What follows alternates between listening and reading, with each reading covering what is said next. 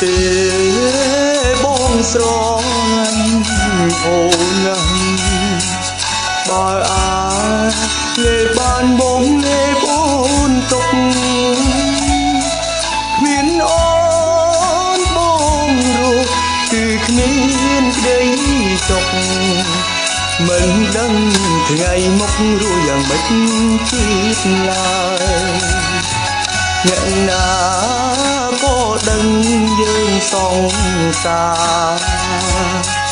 ពេលនេះខ្លាយជាសងសារគេហើយ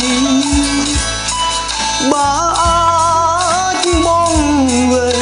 ផែនដីថយក្រោយ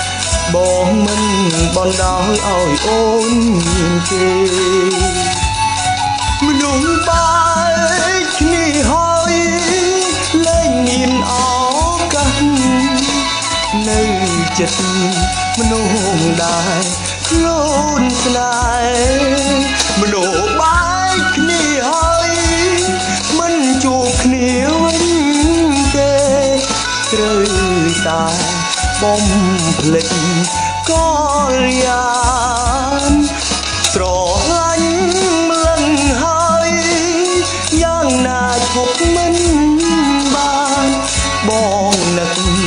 កលយានខ្លា